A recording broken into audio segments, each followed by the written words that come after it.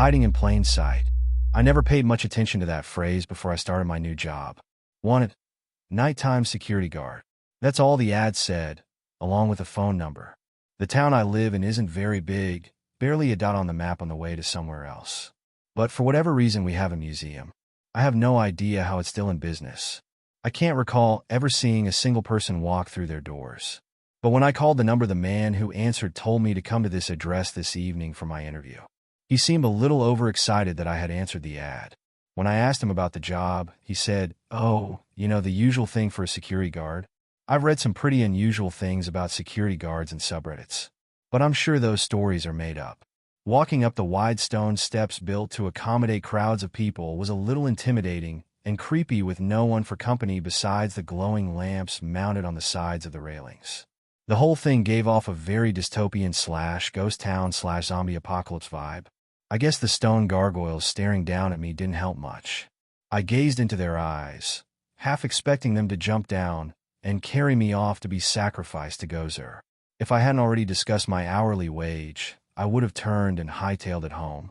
But the wage was more than acceptable for a security guard. It was downright generous. I was wondering why he would pay so much, but walking up those desolate stairs gave me a clue. Nobody wanted to go near this place. The word haunted had been mentioned more than once. Looking up at the front of the building, the sporadic lights made shadows fall all around and gave it an intimidating presence. I paused at the top of the stairs, thinking about every horror movie I've ever seen. There's always that one moment where the characters could turn back and live another day, but they never do. The wind whipped up, blowing against me, threatening to push me back down the stairs, almost as if warning me not to go inside. For a moment, I considered heeding the warning and climbing back down the stairs. Knowing that my rent and car payment were due made me reevaluate that decision. I stepped up and opened the door, wondering if I would ever come out. Fully expecting the door to creak on its hinges, I was pleasantly surprised when it opened silently and with little effort, despite feeling quite heavy. The ornate decorations and beautiful decor took my breath away. I wasn't sure what I expected, but I found myself regretting that this was the first time I had ever visited this museum. I hadn't made it 2 steps until an elegantly dressed man appeared and smiled at me. He didn't so much as walk up to me. Rather, he glided, showing an air of dignity bordering on royalty. "Mr. Welton, I presume," he said, wearing a warm smile. "Yes, sir," I said, offering my hand. He glanced at it with an amused look. "Right then, follow me and I'll show you your duties," he said, turning on his heels and gliding away. I pretended to smooth my hair as I followed, feeling like an idiot for offering my hand. He glided past several works of art, toward a small desk. "Right then," he said, "you'll be in charge of checking the doors so nothing gets in." He paused. "Or out." "You mean stolen?" I said. "Yes," he said slowly. "Stolen. So, I got the job?" He stared at me blankly. "Did you show up?" I nodded. "You got the job? Do I need a uniform or anything?" "Let's see how your first night goes," he said. "There's a set of rules on the paper on your desk. Please adhere to them. You must do at least 1 round per night through every room and check every door." "1 round? That's it?" "This place is rather large and challenging." I looked around with a hint of hesitation. Maybe there was a reason why it paid so much. He smiled. "If you have any problems, just call the number on the paper." "That's it?" "I believe so. I'll lock the door on my way out and unlock it again at 9 o'clock on my way back in." I stepped over to the desk and began reading the paper. "What does this mean?" I said, turning around, but he was gone. "Hello," I called, but only my voice echoed back to me. I looked at the puzzling paper again and read the rules. Rule number 1. There are no rules. Rule number 2. There are no rules. What is this, Fight Club? I said to myself. Every time you break a rule, return to rule number 1. Wait a minute. How can I break a rule when there are no rules? Rule number 3. How you follow the rules is as important as why you follow the rules. That made no sense at all. Rule number 4. If you are caught breaking the rules, the penalties may be severe. Okay, there's something wrong here. This is just talking in circles. I read back over the rules and they look strange. More than just the strangeness of the rules/non-rules themselves, it was the way they were written. I went back and looked at each letter. Then I paid attention to the letters that were capitalized. It looked like some hidden message. They're watching. I hesitated. Who's watching? I decided to keep reading in hopes that this would begin to make some sense. Rule number 5. Do not, under any circumstances, make noise every time you do a round. Message received. Don't move. I stood there, immobile, wondering how long I was meant to play this game, and if someone would come by and tag me to unfreeze me and allow me to start my round. As I waited, chuckling to myself at the ludicrousness of this insane game of freeze tag, I felt the air grow cold. Clouds chugged out of my mouth like an old steam train as I fought the urge to rub my arms.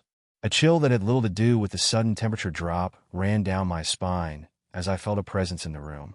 It crept up behind me, silent as the grave. I could feel its hot breath wash over me as it sniffed. Instead of enjoying the sudden warmth, my temperature plummeted. My heart hammered in my chest. It was all I could do to keep from running away in sheer terror. As it passed by, I was overwhelmed by the stench of death. This thing was every nightmare I've ever had personified. I refused to open my eyes and see its hideous form for fear of passing out. Instead, I focused on imitating a statue, which was nearly impossible with my freezing body aching to shiver in frozen dread. The nameless terror passed to the far side of the room, taking some of the cold with it, and then as suddenly as it came, it was gone. The room returned to normal temperature, but I waited a few moments before moving, just to be sure. Once I felt it was safe, I nearly collapsed to the floor in relief. After giving myself a moment to recover, I glanced at the paper with a newfound fear. Was this a harbinger of doom, or a warning label meant to keep me safe? Unsure if I wanted to read the rest, I took a moment to reevaluate my current career choice. Could I just walk out and say I quit? After a brief internal debate, I decided it wasn't worth the money if I was about to be dragged through a portal to hell. Just a short time ago, I would have considered that thought laughably ludicrous, but it was seeming more plausible by the moment. I started toward the exit door with every intention of calling and telling my boss I wouldn't be finishing the shift. Unfortunately, the door had other plans. When I pushed on the crash bar, nothing happened. I tried turning the deadbolt, but it refused to move. After a few minutes of futility, I gave up, frustrated and determined to just sit in this room until morning came around. Sitting at the desk, I spun around in the chair, waiting for the next 9 hours and 13 minutes to pass quickly. 5 minutes later, out of sheer boredom, I glanced at the paper. Rule number 6. You can't just sit at the desk and wait for the door to open upon the ending of your shift. Suck it up. Are you serious? I said in frustration. Someone thinks they're funny, huh? Glancing back at the paper below Rule 6 was 3 letters. Yes. I backed away and got up to do my round, if nothing else to get away from this all-seeing sheet of paper that I had grown afraid to look at. Hesitating, I reached for the door to the room where the nightmare had disappeared. Glancing up, I saw a slip of paper taped to the door. It said, "The only way out is through." Sighing heavily, my trembling hand turned the knob and slowly opened the door. As I closed it, on the other side was another slip of paper. This one said, "Avoid eye contact and you'll be fine." Confused by the cryptic statement, I turned and realized what it meant. The room was full of stuffed creatures of many shapes and sizes. Most of them seemed to be mythical in nature or the cryptid variety. There was a Bigfoot, Skinwalker, Dogman, Jersey Devil, Wendigo, and many others. As my eyes scanned the room, I noticed movement. It wasn't much, but it was enough. The Skinwalker turned its head, just slightly, to look right at me. I quickly darted my eyes away in fear and disbelief when the Dogman turned its head to stare at me. As panic coursed through my veins, I turned to go back through the door, remembering what the piece of paper on both sides of the door said. The only way out is through, and avoid eye contact and you'll be fine. I felt the last statement was akin to saying, if you hold on tight enough on a roller coaster, you won't need the safety harness. Aiming my eyes at the floor, I turned and started toward the far side of the room. I hoped that all they would do was watch. That hope was dashed. I heard growls and footsteps from all around the room. Hesitating, I wondered if I would need a clean pair of pants by the time I reached the far side. That is, if I survived. The sounds of footsteps grew louder behind me when suddenly, there was a pair of hairy legs blocking my path. I stopped as a low growl made the air vibrate. "Oh dear God," I whispered, knowing that my life was about to end horribly and painfully. Fighting the urge to look up, I sidestepped and went around the legs, hoping to pass unnoticed. I counted my footsteps, hoping each one wouldn't be my last. Silently praying, I continued toward the door with my eyes aimed down, watching nothing more than my feet. It seemed like the longest walk of my life, listening to the mythical creatures behind me come to life, and sounding every bit like they were following me, just waiting for the right moment to grab me and turn me into a late-night snack. It came as a surprise when I bumped my head into the far wall. Shocked not only that I had made it, but that I had missed the door, I glanced over and found my glorious escape route. As I opened the door, I accidentally glanced back into the room and made eye contact with the Wendigo. Its roar of rage is something I'll never forget. It charged at me with blinding speed and claws unsheathed, fangs ready to tear me to shreds as I dove through the door in the nick of time, slamming it behind me. The impact on the other side of the wall made dust settle to the floor, causing me to sneeze. I stood and saw another piece of paper taped to the door. "Whatever you do, don't make a sound," it said. As I was about to make a comment about it being too late, a giant set of fangs flew at me from the semi-darkness. Attached to them was the biggest snake I'd ever seen or heard of. It shook off the impact with the door as my legs took over and sprinted for the far side of the room. The dim lighting made it impossible to see the far door, as well as rocks and other obstacles littering the floor as I made my desperate dash to safety. I swear the rock that tripped me moved into my path on its own. Instead of a death sentence, it saved my life as the snake flew over my prone body, having tracked me down. Had I not tripped, its massive fangs would have gone straight through me. Not waiting around to celebrate my accidental good fortune, I jumped up and raced toward the door again. It was now within sight, but so was the snake. It had recovered and was coiling for another strike. Running around a large boulder to make myself a harder target, I aimed for a spot 5 feet from the door. When I was almost to the door, I dove just as the snake passed over me, slamming into the wall as I jumped up and opened the door. Closing the door behind me, I took a moment to catch my breath and think about asking a lot more questions when I interview for my next job. I tried to open my eyes but realized they were already open. The room was engulfed in total darkness. Pulling out my flashlight, I shone it around, but couldn't see anything aside from the door and the floor in front of me. There was no sign of anything in the room, not even a ceiling. It was as if the darkness sucked the light into itself, never to escape. Being robbed of sight, I relied on hearing. Taking a long listen, I waited to hear any growls or slithers, anything to give me a hint of what I might have to deal with. But there was nothing, only soul-crushing silence. Having scanned the room the best I could, I set out to find the far door. Nothing seemed strange. Even the echo sounded like a normal large room. It was just devoid of light. The normalness of it terrified me. All I could find out of place was a slight scent of disinfectant. I wasn't sure if that was because whatever horrible creature that called this room its home had killed people here, and they wanted to cover the smell, or if the creature itself had passed away, leaving some poor janitor to clean up the mess. In either case, I was on full alert. They say that when one of your senses falters, the others become more acute to make up for it. The same thing was happening with my paranoia. I imagined shadows moving around in the total pitch of darkness. My steps were small and slow as my arms waved in front of me, acting as my eyes, searching for any obstacles. It took what seemed like an eternity to get to the far side, walking so slow. I guess that's the price of being careful. As I approached the wall, the flashlight and vision became useful once again. I must have gotten off track as I walked because the door was far off to the side. I had to walk a good 50 feet along the wall to find it. When I opened the door, I was greeted by a horrible sight. The snake was coiled up in front of it. I quickly shut the door as it prepared to strike. Why would they have 2 snake rooms? But then why wasn't much of a relevant question in this place? My mind came up with a terrible answer. It wasn't a second snake. It was the same one. I must have gotten turned around in the darkness and done a circle. As my brain had to go around with denial, I tried to figure out a way to get across this room without unintentionally doubling back. Keeping in mind that even though I had yet to see or hear anything in this room, didn't mean it wasn't there. Searching for any ideas, I looked down at my flashlight then squared my shoulders against the wall to regain my bearings, and tossed the flashlight straight in front of me. It landed with a loud clatter, then rolled around in a playful circle before coming to rest. If there was anything in the room, most likely I'd just woken it up and showed it exactly where I was. I stood still and listened. After a few minutes, I didn't hear any movement. It seemed safe to walk to my flashlight, pick it up, and toss it another 15 feet, hopefully in a straight line.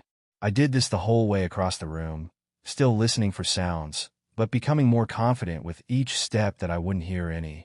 The door was just a few feet to the side of where I'd aimed. Somehow, I'd gone in a straight line. Grabbing the doorknob, I slowly turned it so as not to alert the snake if by some trick I ended up back in that room. But there was no trick and no snake. The door opened to blinding light. I covered my eyes to give them time to adjust. Once they had acclimated, I looked around at a beautiful room full of clouds. There were even clouds on the floor.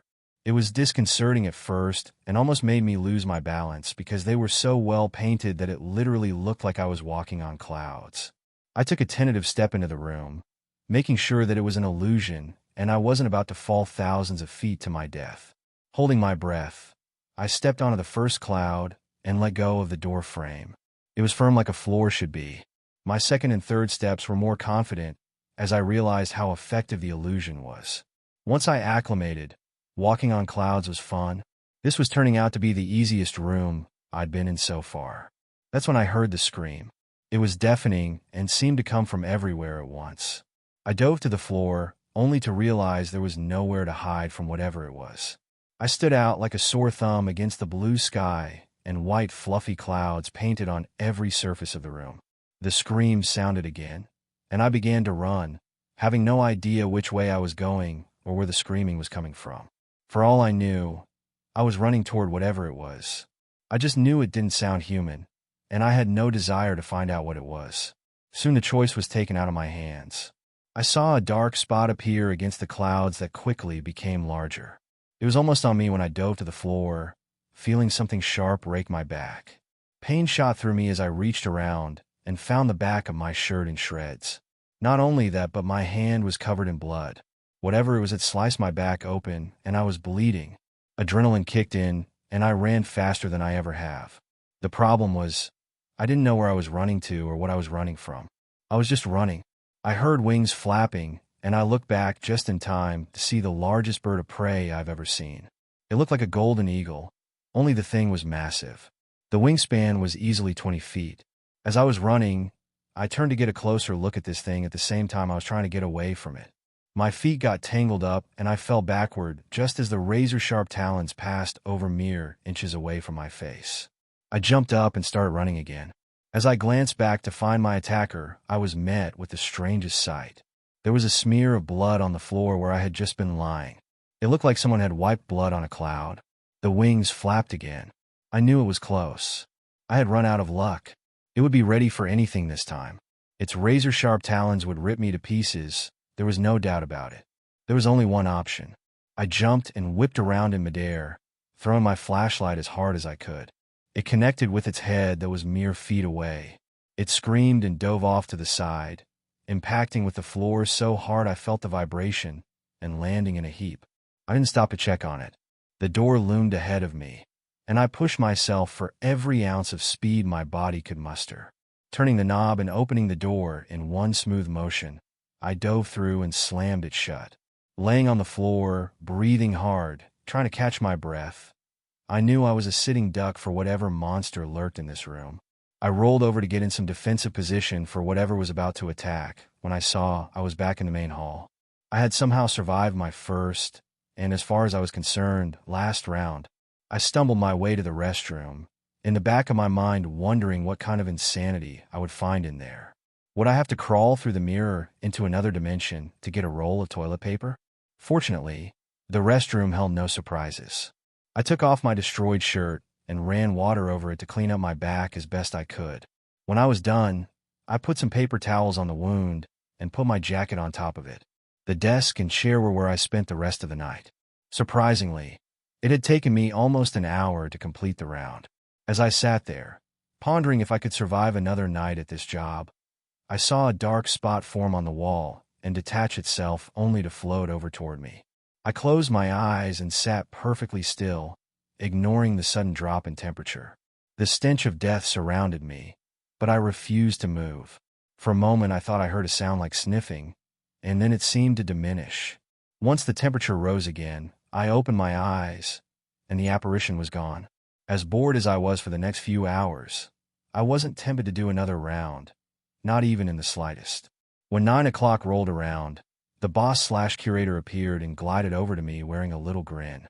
"I see you managed to make it through," he said. "Congratulations, you're the first one in some time." "The first one to make it through a single round?" He nodded. "How many others have there been?" I said with a haunted look in my eyes. He shook his head. "Let's not worry about that, shall we?" he said. "Here is the amount we agreed upon." He handed me a stack of bills, and I gladly took them. "Would you be interested in staying on and being my permanent nighttime guard?" I looked at the money and sighed. As much as I'd like to, I don't see how this job could be called permanent when the mortal danger is so real. "It is a challenge, I'll admit. However, you rose to it last night," he said. "I'm prepared to offer you twice the amount I gave you if you agreed to stay on." I stared at the fistful of money and imagined not having to struggle with bills or any other expenses. Then I turned a little, and my back painfully reminded me of the dangers. "I'd have to think about it," I said. "While you're thinking, consider this. You have yet to see the basement." "Basement?" He nodded. "It's considerably more challenging. I'll let you know." "Very well. You can see yourself out. I recommend getting that back tended to." With that, he vanished in a thin air right in front of my eyes. I looked at the money, wondering if it would vanish as well. Fortunately, it remained firmly in my grasp as I walked toward the front door. For some reason, I felt hesitant to open it and leave. It was as if some force was exerting itself against me, like the museum didn't want me to go. It wasn't a pleasant feeling, more like a dog losing its favorite toy. I pushed the doors open and left. This whole ordeal made me ponder my concepts of reality, as well as being terrified of the day when the things in the building would escape somehow. The big question was, did I need the money that badly? Was I willing to put myself in mortal peril just for a few measly dollars? I turned and looked back at the museum. In the daylight, it looked innocent. None of the terrors that lay within showed on the outside. As I turned to head home, I swore I saw a fleeting glimpse of the apparition. It seemed to be following me. I looked again, and it was gone. Must have been my imagination.